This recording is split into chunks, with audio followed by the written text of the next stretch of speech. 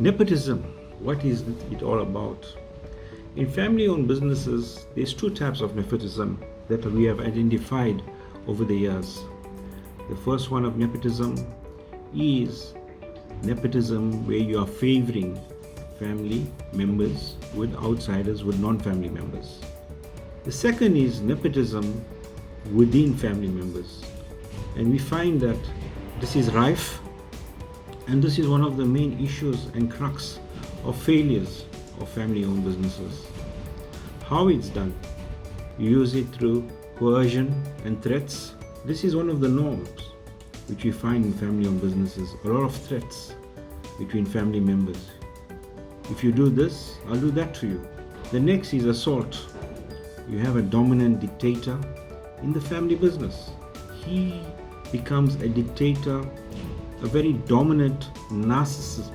And what he does is that he tries to influence his decisions through his aggressive nature. The next is emotional abuse. You don't have to use physical assault, but you can use words to harm people. And this is prevalent in family-owned businesses. A lot of emotional abuse. The next point that we talk about is isolation and guilt.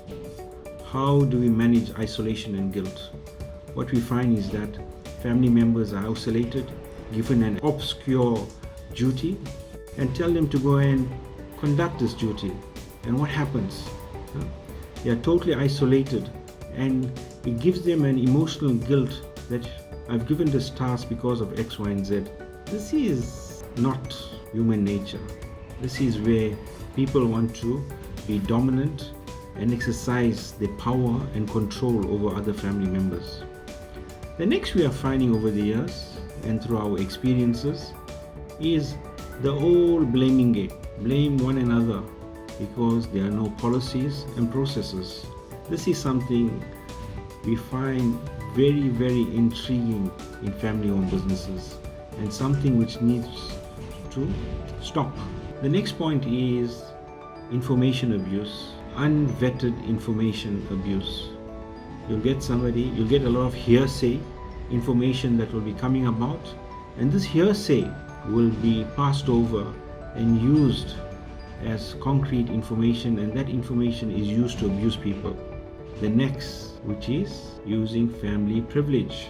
How do I control the individual? How do I control people to think? How do I control people? This is something very important. If other family members are given opportunities, you as a family member, what has happened to you? Your privileges are diminished. This is not good in the best interest of the family business. Last but not least, using economy abuse, using financial abuse, using money, depriving the individual of his worth, financial worth in the organization. What we're finding is that many family members are just given a stipend to live on, and they just have to continue. And these are some of the points that are really affecting family-owned businesses, and these are all related to nepotism in family-owned businesses.